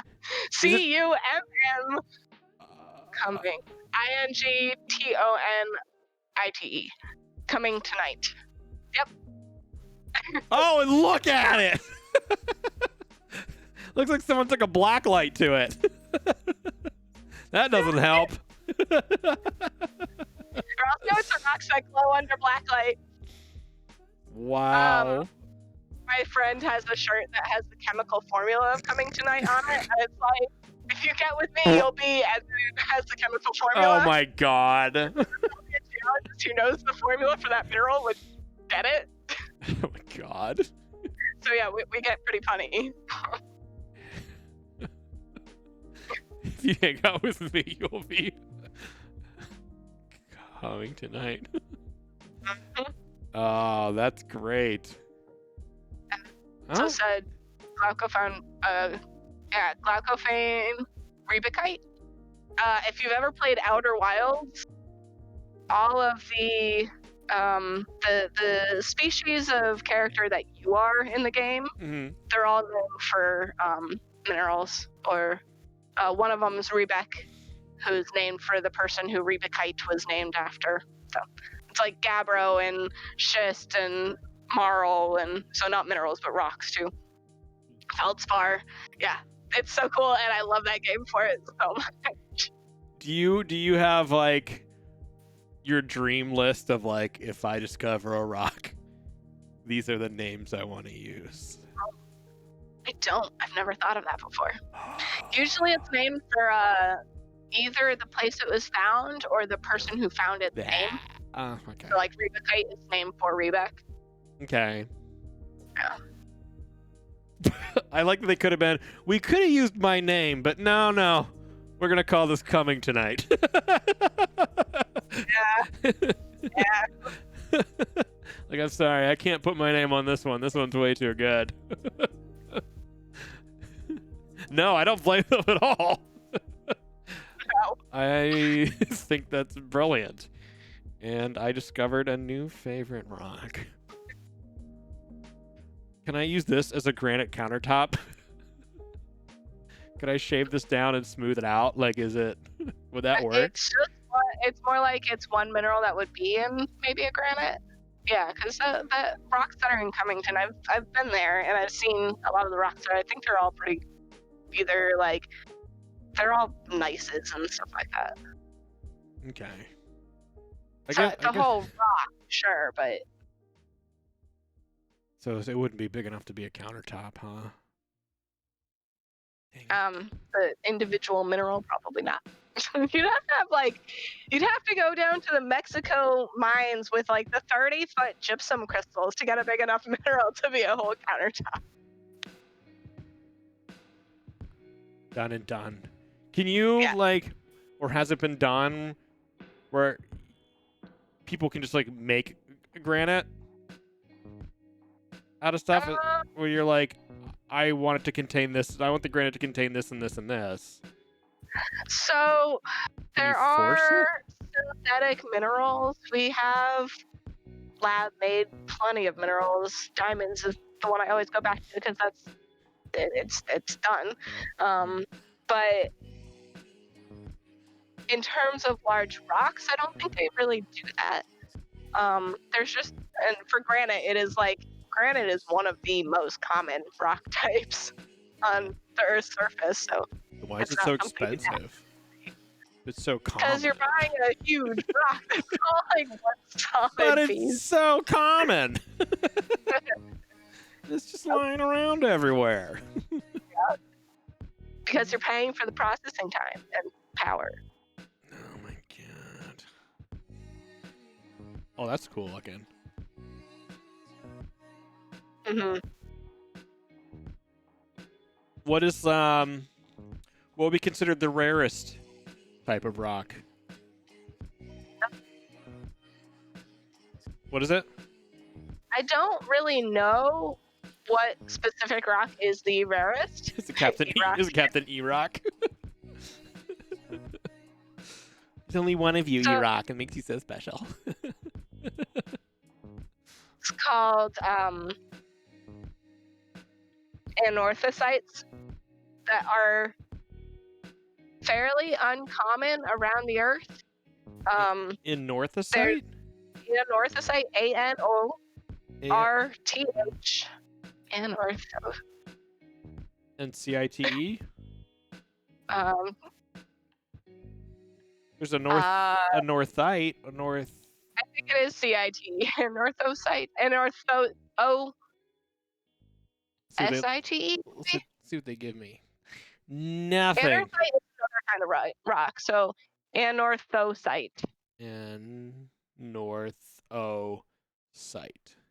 And the Adirondacks have this like huge mountain complex of anorthosite. So there it is, yeah, the SITE. It's basically made up of all mostly plagioclase feldspar, and so this is actually the granite in air quotes countertops that you see that have blue iridescent minerals in them. Okay. That's an anorthosite. The blue iridescent mineral can be labradorite, which is a type of plagioclase. Not to be confused with And so- Labrador Retriever. Got it.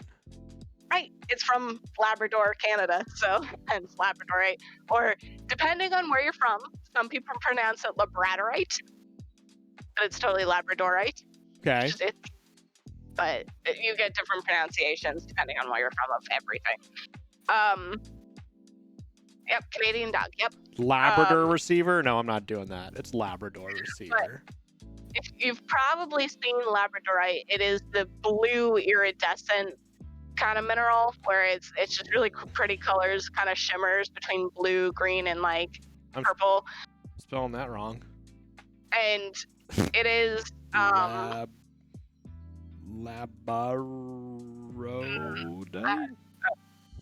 Nope, doesn't want to give me that either. Labradorite. Labrador. Right. Oh, yeah. Oh, yeah. And this is actually called labradorescence. The kind of iridescence that you get on it is literally labradorescence. And that you can get anorthosite made up of pretty much just that. And I'd say it's an uncommon rock type. It is. That doesn't mean there isn't a lot of it. So, and in the Adirondacks, there is a lot of anorthosite. And same with up in Labrador, part of Canada. So I could get this as countertops. You can get pretty close. Whoa. I feel like I'm like cooking in the galaxy far, far away. My mom had a countertop, the I think it's called like blue pearl or something like that. That's the labradorite kind of countertop, which is one of the trivets I have. That's cool.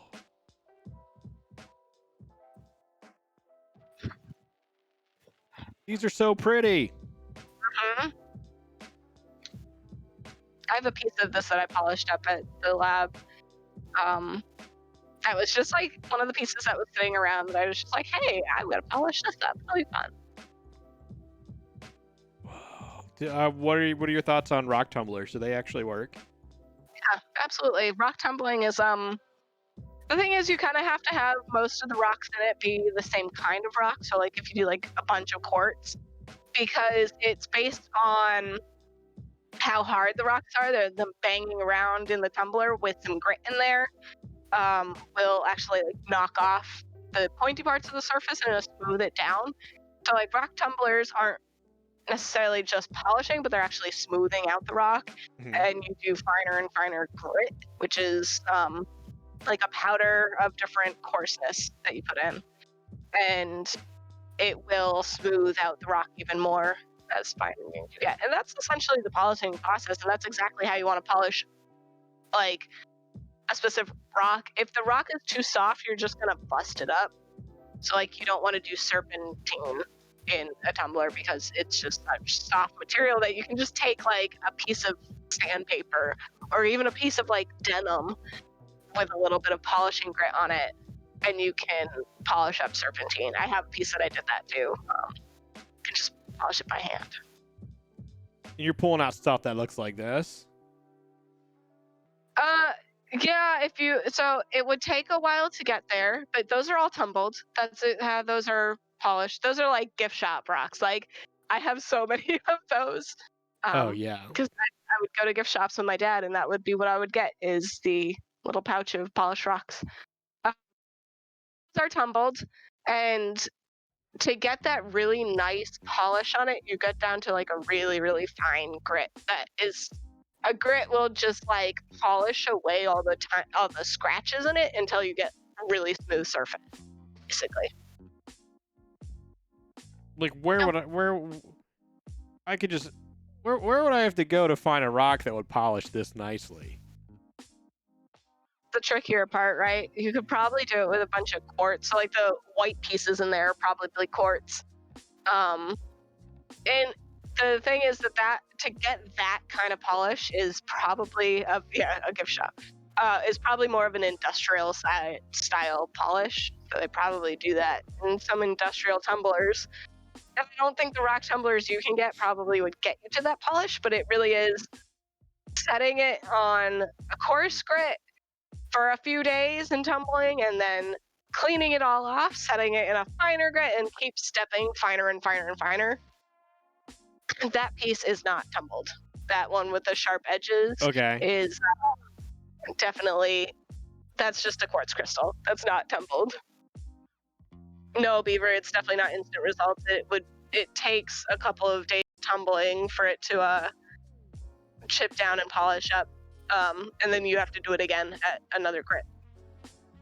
Because man, the rock tumbler we had growing up, like it made you feel like you could like go out in the garden and just find like a common rock and be like, look what came out of it, tiger's eye. Yeah, no, obviously you're not going to change what the rock is. What's this one on the inside? Whoa, it's this galaxy blue looking thing, you know? You're like, that's not how that works. Thanks, rock tumbler. To me, it's like I think we put it on for a couple days. We went back. We were like, all right, it's just rock still. It's not changing colors or anything, so I don't think we ever bothered trying again. All we had were garden rocks.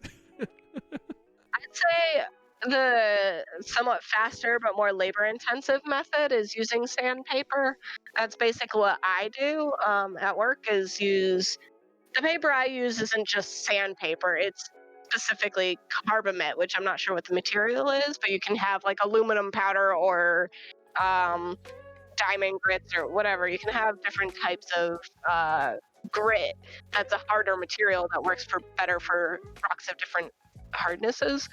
And so if you want to polish up like a single rock, depending on what it is, obviously different rocks will polish differently. But if you had just like if you had something a little softer, it's easier. You can polish it up by hand, and they do have polishing compounds you can use, specific sandpapers for it, different materials. Like I said, denim is also a common polishing material. Denim? And so, denim, yeah.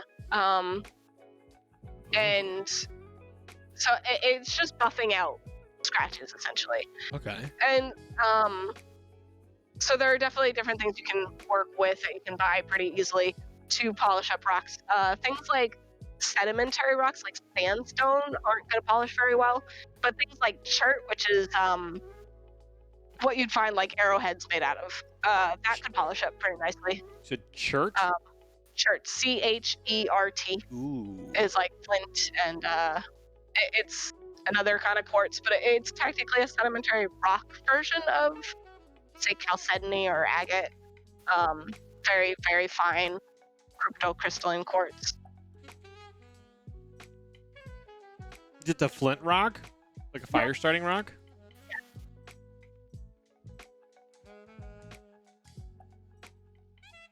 That's cool. Oh my god. What is this one? What do we got going on here? Oh no, that's like a nodule of chert, a big one. And then So the chert is the piece in the center. The rock around it is limestone. okay. That's neat.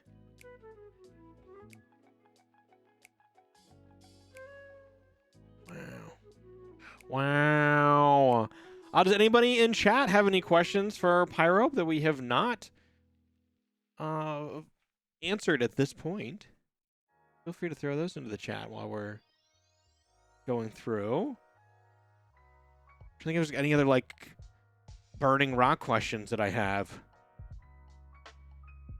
That's great, Jenny. I'm glad it's better than your class. Agreeing, much better than a college geology class. Hi, Jenny. How are you?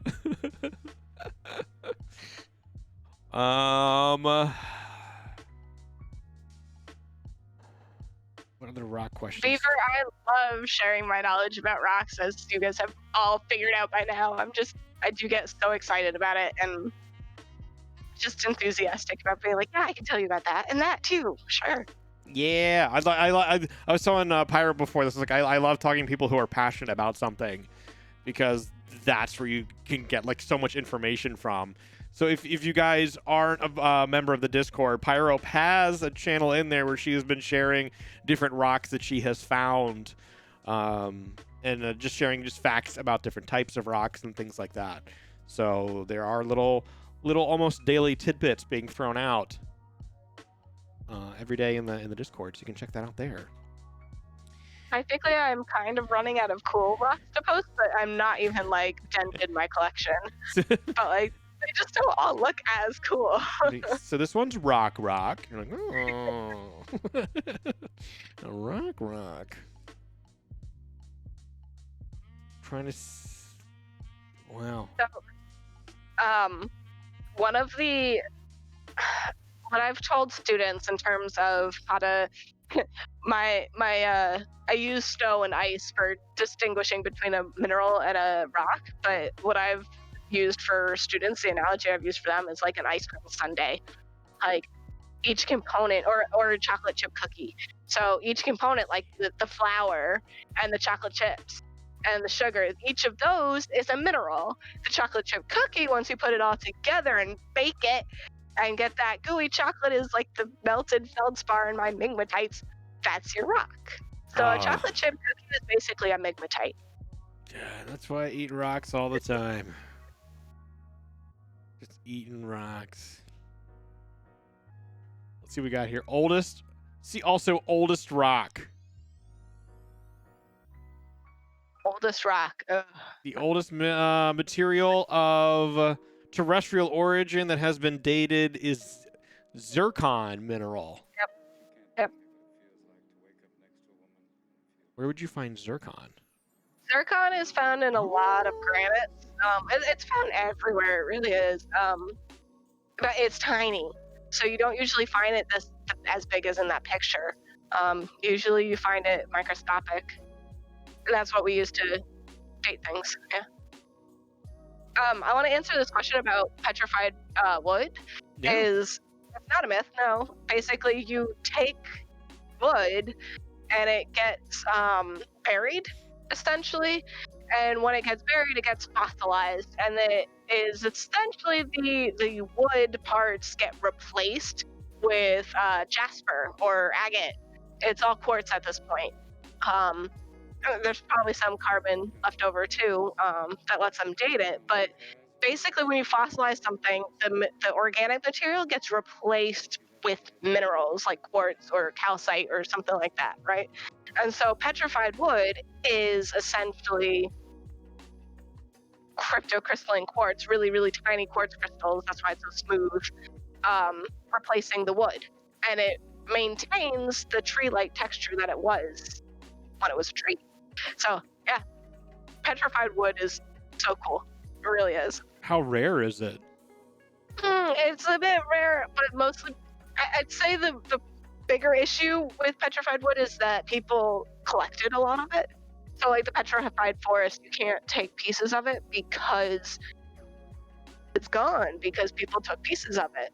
So I have found pieces of it in open land, Bureau of Land Management land in Utah. We found some petrified wood there, outside of Moab. So you can find it for sure, but it's not. It's like a lot of it gets taken up into collections. I go, but I probably do the same thing. I'm like, I want that. I can share. I have a piece in the lab of petrified wood. I can share a picture of that next week when I get back in there. That's cool. Where are other like weird natural places where you've found rocks like in trees and stuff? Where else is like, are there any other like cool like unique locations to just find a rock? I think the thing about rocks is they're not unique. You can find them all over the place. It's definitely so just to go into a little bit of where I've done work. When I was an undergrad, I did field work in northern Saskatchewan in Canada, and we would go up and camp on a lake for 2 weeks. I went up for 2 weeks. We switched our camp to 3 different lakes, but hiking around there, we're looking at the basically gneisses up there, really, really old rocks, which are really cool. That was part of my undergraduate research. For my master's degree, which was out in Colorado, I was measuring faults in Arches National Park. So out of Moab, I went to did field work in Arches National Park, and if you've ever been to Arches, I was in the Delicate Arch area. So if you look up Arches, it's also on the Utah State Corridor, has Delicate Arch. That first picture right there is Delicate Arch, and so I was right below it for my field work. I got to hike up to that multiple times. And in the background of that picture is kind of where I was doing, some like right through that arch, right below that is where I did a lot of my field work. I also did computer mapping of similar features in Canyonlands National Park. And what I was studying there was related to a salt formation, because in Utah there is what's called the Paradox Formation. It's a layer of salt underneath. It's a rock unit underneath a lot of these sandstones. Okay. And because of salt is soft, essentially, it can flow. I think I've mentioned salt glaciers before. You get different sorts of faults and breaking of this overlying sandstone. It breaks apart because it's flowing on that salt. And so that's what I was studying, was faults that were related to salt tectonics, is what it's called. And then my research for my PhD was in the Adirondack Mountains in upstate New York, eastern upstate New York. And it was, I think I've mentioned it a number of times now, dating basically when the partially melted rocks were partially melted. So basically when there were huge mountains, right? So at one point in time, there were really big mountains there, and really cool stuff happened. Beaver, you can totally be my field assistant. I totally need people to carry rocks all the time. Not that I'm going to the field anytime soon, but that would be awesome. We'll get you one of those rock shirts, Beaver. Had all the pockets in there, and you just walk along, and Pyrope just walks up and puts a rock in and goes, "All right, follow me." Yep. Parasol would be great. And Kate, I am 32. I think I got it right. We're getting near towards the end here. Did anybody have any last minute dire questions that have not been answered yet, any that have popped into your mind, I think I'm going to try making rock candy next week. That would be cool. I think that's something I want to try. Absolutely, Kate. I'll be your older sister. Caitlin just keeps expanding our family. She just keeps keeps recruiting all the community members to family members. Yeah. It's great. I'm glad you guys enjoyed it. I totally had fun sharing my knowledge, and I'm glad that also none of the questions got like too hard that I couldn't answer them in some way, because that's happened for sure. I have to just click on this because it says elephant butt. I have no other. Elephant Butt Arches National Park. Have you been here? I've not been there. Wait. Highest point in the park. Is there a map? There's it behind here? Like this? Then yes, I have been. Yep. I have been throughout the park a bunch. I was there where there was a partial solar eclipse in 2012, maybe. Okay. I think. It's also used for the backdrop for the opening scene of Indiana Jones and the Last Crusade. Fun fact. Elephant butt. Also because he has tiny hands. Wait, what is going on over here? What are you? What? I have tiny hands. What is happening? What are you guys getting into? I'm gonna hire John to be my live-in butler bartender who will only make me tiny drinks. Why tiny? To keep him busy all day. Aw, thanks, Beaver. I appreciate it. And because I have tiny hands. Yeah. Thank you. I appreciate that. Pictures I can post are totally field photos. So pictures of when I actually go in the field, what kind of things I look at. Ooh. I look at the arch from below where most tourists don't see. The reason I thought of that was there's a feature like a spire that sticks up behind the arch. Okay. So I was a TA for field camp, and their first week was in that part of Arches National Park. And that feature, my advisor called Aha Butte, because they would walk around and they'd come to that and they'd go, aha! Because everything clicked when you see it, because there's this fault that runs right through the butte and right through the edge. So it's like, aha Butte. Right through the butte. Yep. So it's got a pet crack. Elephant Butte lies above an underground salt bed, causing the formation of arches, spires, balanced rocks. Oh, those are cool. Balanced rocks. Those are really cool to look at. Sandstone fins. Ooh. Arches is such a place. If you get a chance to go, I highly recommend going. Ooh. I want to get back out to the Southwest at some point. That picture sandstone, so nice. Oh. There's a part of Arches that there's a nice sign that says petrified sand dunes, and where all of us geologists are like, that's just sandstone with cross-bedding, because that's what cross-bedding is. So all those lines that you see in the rock there in those pictures, are basically layers in an old sand dune. So as the sand dune moves, you get these kind of curved layers that was at one point the top of the sand dune, and sand dunes migrate over each other or over themselves. They travel. Mm-hmm. And so those surfaces get covered up by new sand, and so you get these layers to them. And so that's what we call cross-bedding, because the layers kind of cross each other. They kind of come in at different angles. Okay. Sometimes. And that's sand dunes. That's what it is, or what it was.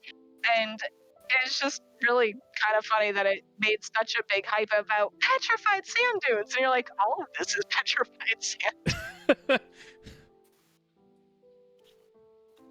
How long do you know roughly how long it would take for one of these little layers to petrify? To petrify, I mean, so again, it's a lot of burial that gets them to petrify. It's getting buried to be enough pressure to really cement the rock together as a rock instead of just sediment, instead of just sand. So it's more of a burial process than just a dune, right? So it's been covered up by something else, including an ocean, per se. So like the salt layer in that area comes from intercontinental seaway. There is an ocean kind of coming through that area, and as it receded and drained, and well, more like as it had salt flats and evaporated, you get these salt layers. And so there's a lot of ocean goes in, ocean goes out processes that happened out there, and a lot of rocks that reflect it. Mm-hmm. And that's the best thing about rocks, is we can tell what happened because of what rocks are there. Now with all of the more recent stuff with plastics being a problem, and now they're saying that there's nowhere on Earth where you can't go where there's plastic. Like they've even tried tilling like the middle of the ocean from the farthest points from land, and they have found plastic in it. Do you know how that is? Maybe it is affecting your work now, or maybe affecting your work down the line. Is there anything? Yeah. How it will impact that stuff or things like this? Yeah, so I think the biggest thing that has come about from that in terms of geologic kind of speak is we have a new era, and that is the Anthropocene. Anthro being people. Okay. So the Anthropocene is specifically an era that is so dominated by humans that we have severely increased at a ridiculously fast rate the amount of carbon in the atmosphere. It's too much for normal carbon sequestration methods, like the ocean, for one. A lot of carbon being taken out of the atmosphere goes into the ocean. The oceans are too acidic now for that to happen. So you get ocean acidification, you get a ton of jellyfish, you get a lot of different things happening. And that actually really completely affects the rocks, right? So in terms of plastic, I absolutely think that billions of years in the future, if you see sedimentary rocks from this era, it'll have plastic in it. I could see this happening, right? Where plastic becomes a part of the rock that is a marker for the Anthropocene. Right? So, yeah, it's absolutely, we're infecting. Yeah, the climate change is real. I think I have to go into this. One of the biggest misconceptions about climate change is that there is a debate about it in the scientific community. Okay. That there is some sort of contention. And what a lot of people of the general public who aren't in the scientific community don't realize is that there is a 97% consensus among climate scientists. And that's the same consensus as there are among medical researchers that cigarettes cause cancer, right? Smoking causes cancer. Mm-hmm. So we know it's happening. We know it's man-made. And apparently all the studies that said that climate change isn't happening were falsified, essentially, or they were not repeatable. They had a lot of false information and false data in them. So yeah, it's something that is not quite. I think it's definitely happening. The Anthropocene is something specific, real, and we'll have markers to show it in the future. Like same as we have ash beds right now that we can say this volcano erupted at this time, or we can say these rocks are this old because there's an ash layer that we know came from this volcanic eruption that we know happened at this time, and so we can date rocks that way. Yeah. That's relative dating, not dating your relatives. I have another shirt because I went to Arizona LaserCon Center to date zircons, and one of the shirts I have is I date zircons, and the other one is I'd zap that. So more good shirts. Sorry, I had to bring it back to something a little more positive. Oh, I don't mind. Yeah, that's good. I like the relative dating, not dating relatives. I think that'd be a great T-shirt. I work with relative dating, not dating relatives. Yeah, all sorts of geology stuff and important science stuff. Wow. And this is why I say that climate scientists do something actually important. I just do something that's fun. I don't know. I think what you guys are doing is important too. We knowing about the past helps us in the present, even though we're ignoring it. Like, yeah. No, absolutely. Even though it's being completely ignored by society as a whole, it doesn't make it not true. You know. We always have to write in our broader implications. How does this help people? How does this help the community at large? And in terms of climate sciences, that's an easy answer. In terms of what I do, which is like metamorphic stuff, it's like, well, it helps us, understand mountains today. So like what I do helps us get a sense of what the Himalayas are moving towards, because our idea is that the Adirondacks were a billion years ago as big as the Himalayas are now. And if that's the case, seeing what the rocks that come out of the Adirondacks and interpreting how the Adirondacks had evolved will help us to know how the Himalayas are going to evolve and what sort of like hazards might come out of it. That's like the best I've got for my implications of like, why is my work important? So this is why geology always gets made fun of on The Big Bang Theory. Yeah. Got it. Well, I think that's sort of like there's a joke that we're the rocks for jocks, because all the Geo 101 is the gen ed science that most jocks take because it's the easy science. Hey, it's an easy science. Oh my gosh. Well, thank you so much for being here tonight. If you have, I was gonna say if you had anything to plug or where people can find out more information, but if you guys just join the Discord, Pyrope is constantly pumping out more information. But I always have questions there. But if there's anything that you would like to plug outside of our Discord, a place where people can go, places you recommend, just anything. I don't personally have any things to go to. Okay. I don't have YouTube, I don't have Instagram or anything like that. But I do say, like, keep going in the Discord. Yeah, and ask me questions for sure. Keep up online, keep looking at stuff online. Wikipedia is a great place to start for all these things, and then follow the sources. Follow whatever articles tells you to go to. Read things like National Geographic. They just came out with an article that I'm like, hey, and where it's like saying that at 1 billion years there was no big mountains. I'm like, but our mountains were big. I'm confused. I do love National Geographic. Yeah, it's great. And NASA, absolutely. Keep following NASA. Mm-hmm. Find me in Discord. And find Pyrope in the Discord. You guys have any more questions or any follow-up questions? I'm sure if you threw them in the Discord or even if you reached out to Pyrope, just one-on-one, like in a DM, that she'd be more than happy to help you with any of that information you'd like to know more about.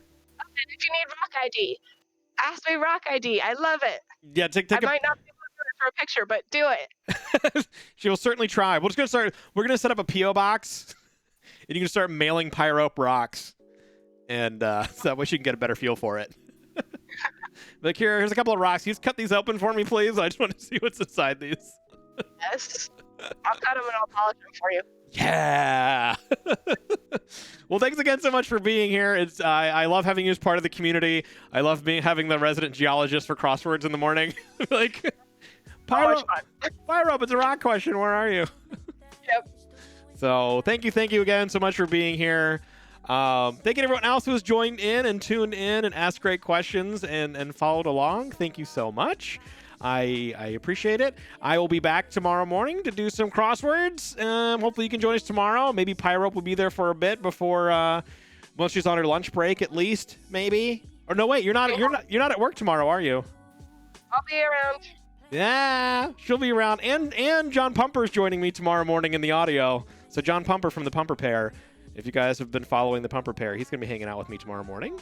And then tomorrow night, I'll be hanging out with Daisy Days on her channel. I'll be Dumpleping and Daisy Days hanging out over on hers. But thank you again so much for being here. If you've been following along this far, or you're watching the VOD and you haven't hit that follow button yet, please consider doing so. You can find all the past episodes of Wiki-Wednesday on my YouTube channel as well. So maybe while you're there, hit subscribe. You can find all the links to all my socials below. And thank you guys so much. And Pyrope will not forget her tea this time, which is pretty important. All right, guys, thank you so much. I'm going to get out of here. Thank you to my executive producers on Patreon, Adjective Beaver, Leecho, and Mama Roo for being awesome people and helping me out at the highest level. If you like what I'm doing on here, whether it's the little sit-and-chat interviews we do for Wiki-Wednesday or Sunday Funday Monday, the crosswords I do during the day, or you just want to support me as a content creator in general, here's some other awesome people that support me in that way, including Gordo's back, who's hanging out in the chat tonight, Dark Side, Aloha, Kate, who have all been here this evening. So thank you, thank you, thank you. Your support means the world. Thank you to my moderators and creative team, Daisy Days, Leecho, Galvus the Green, the Rusty Panda for making this a nice place to look for your eyeball holes, and Darkside and Sleek Mouse for making it a nice place for your eyeball holes. Yeah, support Sleek Mouse on Instagram. Follow him there, give him a follow, give him some hearts. And last but not least, thank you guys for watching, and I will see you next time.